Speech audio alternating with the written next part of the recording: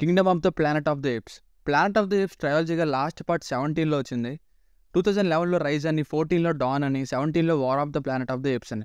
అయితే ఇప్పుడు ఈ 24లో kingdom of the planets of the apes అని వచ్చింది.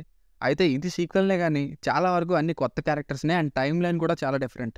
సరే ఫోర్త్ పార్ట్ కదా, ముందు 3 సినిమాలు విజువల్స్ అవి చాలా బాగున్నాయి, స్టోరీ కూడా బాగా నచ్చాయని 2 మంత్స్ నుండి ట్రైలర్ చూసి వెయిట్ చేసి మధ్యాహ్నం లవ్ గురు సినిమా చూసినా సరే రివ్యూ తర్వాత ఇవ్వచ్చులే, ఆఫీస్ వర్క్ వల్ల మార్నింగ్ చూడడం అవ్వక ఫస్ట్ షోకి ఈ రోజే రిలీజ్ అయిన తెలుగు సినిమాలు కూడా పక్కన పెట్టి ఇక Kingdom of the planet of the apes సినిమాకి వెళ్తే కింగ్డమ్ ఏమో కానీ కింగ్ సైజ్ బోర్డమ్ అయితే ఇచ్చింది.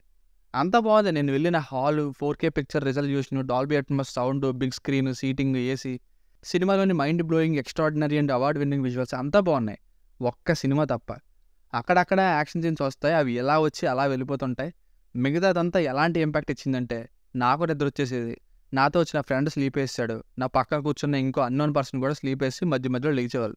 అది మిగతా పార్ట్స్లో సీజర్ రోల్తో ఇచ్చిన కనెక్షన్స్ కూడా ఈ పార్ట్లో అంత ఎక్సైటింగ్గా లేవు. మిగతా ముందు పార్ట్స్ ఉన్నంత ఎంటర్టైనింగ్గా ఈ పార్ట్ అయితే లేదు.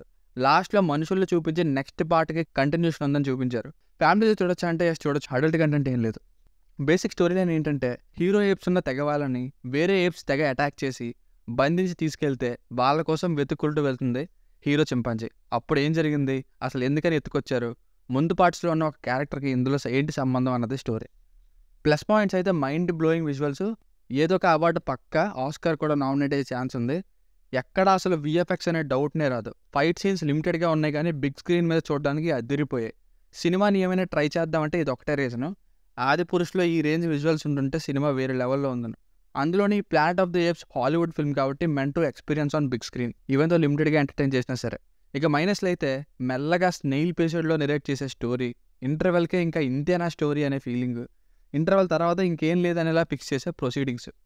ఏదో డిస్కస్ చేసుకుంటూ ఉంటారు, ఎలా ఫీల్ వచ్చేదంటే ఇవన్నీ అవసరమా ఇప్పుడు, డైరెక్ట్గా పాయింట్కి రావచ్చు కదా అనే ఫీల్స్. ఇంక ఇంతకంటే ఎక్కువ చెప్పడానికి ఏం లేదు. సో ఫైనల్గా మూవీకి వర్డిక్ట్ ఏంటంటే only visuals and limited action scenes కోసం అయితే థియేటర్లో ట్రై చేయండి, లేదంటే ఇంక మీకు తెలిసిందేగా ఏం చేయాలో. So only for visuals and limited action scenes. దీనికి రేటింగ్ వచ్చేసి ఇది నా ఒపీనియన్ 2.55. మీకు కనుక రివ్యూ నచ్చినట్లయితే మరిన్ని రివ్యూస్ కోసం మన ఛానల్ని సబ్స్క్రైబ్ చేసుకోండి. Thank you.